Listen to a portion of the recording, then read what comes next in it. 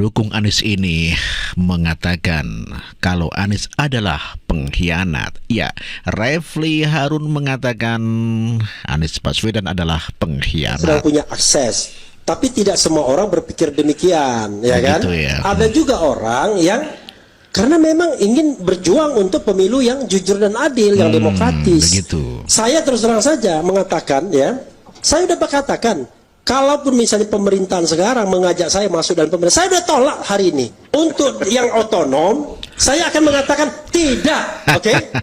Tetapi saya akan bilang juga sama Anies dan Muhaimin, Anda itu sudah dibantu, sudah ditolong, sudah disupport oleh banyak orang yang berharap Indonesia akan lebih baik dengan Anda. Kalau Anda gabung dengan pemerintahan, Anda menjadi pengkhianat. Kan begitu. Refli Harun begitu sangat kecewa sekali kepada Anies dan Muhaimin yang bergabung ke dalam pemerintahan, dan otomatis Refli Harun menganggap ya Anies ataupun Muhaimin adalah sebagai pengkhianat. Dan Refli Harun mengatakan tidak akan mau bergabung dalam pemerintahan Prabowo Gibran. Ya, yang ngajak siapa, Run? Ya, Anies adalah pengkhianat. Pengkhianatan Anies bukan menjadi barang baru. Udah sering begitu ya. Bicara soal track record pengkhianatan politik Anies, ini bukan barang yang baru. Bukan yang gue catat baru, ya. dulu, Anies itu pernah ikut Partai Demokrat buat jadi capres. Terus dia pindah ke kubu Jokowi. Habis itu dia mengkhianati Jokowi. Pindah ke Prabowo buat jadi gubernur Jakarta. Udah jadi gubernur Jakarta, dia mengkhianati Prabowo buat nyapres. Pas mau nyapres, dia mengkhianati Demokrat lagi.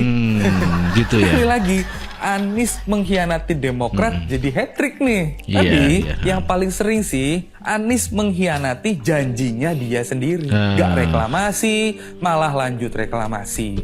Gak mau bangun benda mati, malah dibangun juga tuh benda matinya. Dan masih banyak lagi. Begitu, tapi itulah Anies, manusia seribu muka dengan jutaan kata yang gak berguna.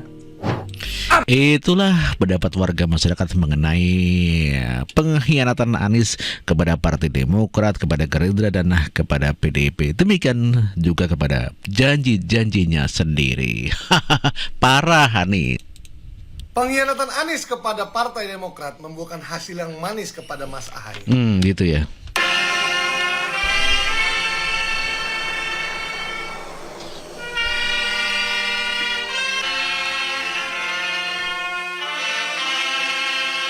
Wow, selamat kepada Mas Ahaye yang telah dilantik Pak Presiden Jokowi menjadi Menteri Agraria dan Tata Ruang Republik. Iya, ATR ya.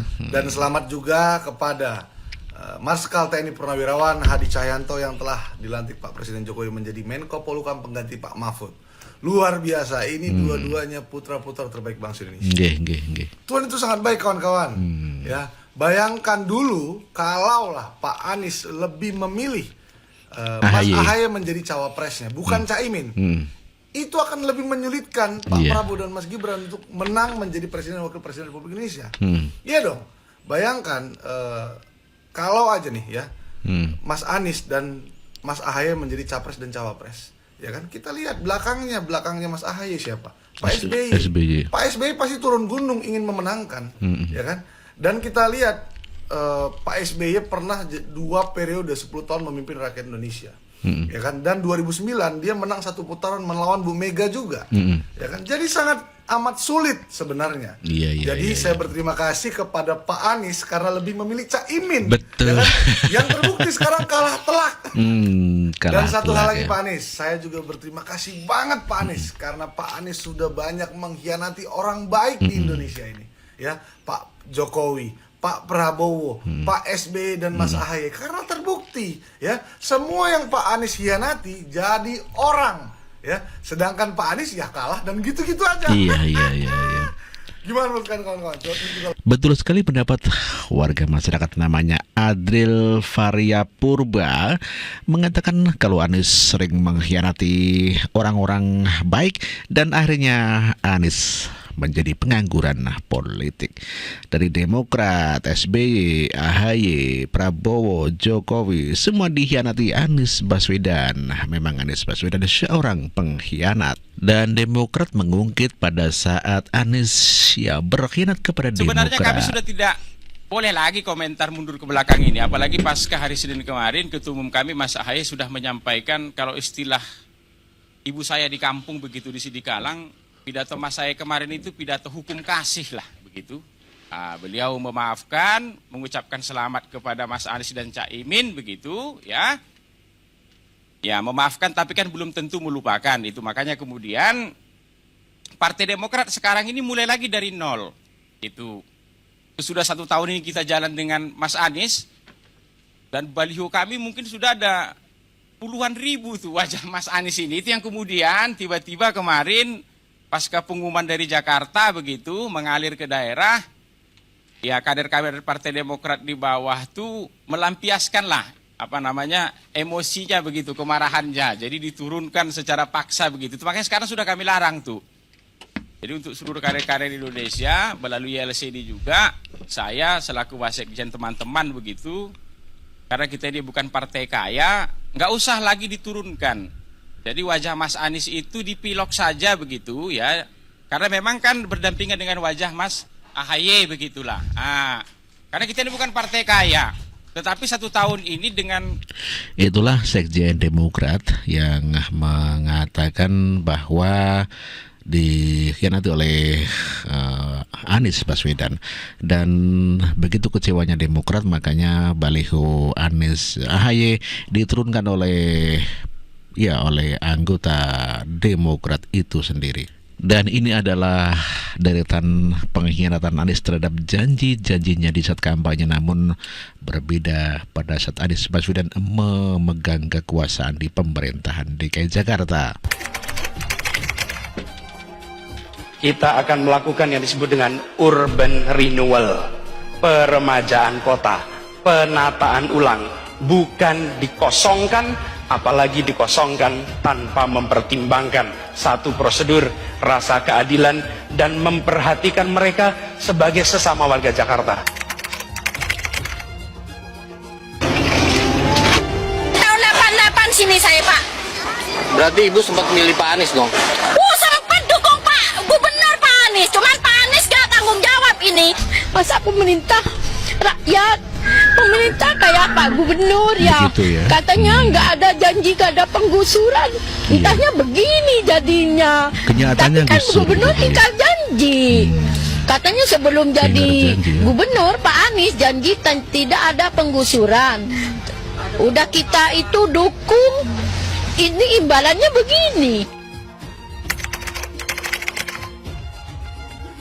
Dan saya tidak ingin menjadi bagian dari daftar orang yang mengkhianati promotornya. Saya Ternyata tidak ingin menjadi terpaksa orang yang menjegal promotornya. Pak Prabowo hari ini adalah calon presiden dari Partai Gerindra. Saya tidak mau menjadi orang yang dibawa untuk berhadapan dengan Pak Prabowo dan menghentikan Pak Prabowo. Saya tidak mau. Dan saya katakan itu kepada siapapun yang datang kepada saya untuk berbicara tentang calon presiden. Saya menyatakan bahwa dengan penuh rasa tanggung jawab saya menerima pencalonan sebagai Presiden Republik Indonesia tahun 2024. Siapa presidennya? Apa partainya? Apa partainya? Siapa presidennya? Sudah berkali-kali garis bawahi. Kami mengatakan berkali-kali sejak dulu konsentrasi pada manusia, Jangan hanya konsentrasi pada pembangunan benda-benda mati yang indah difoto dan bisa ditunjukkan dalam 5 tahun hasilnya. Justru yang harus ditonjolkan adalah pembangunan kualitas manusia.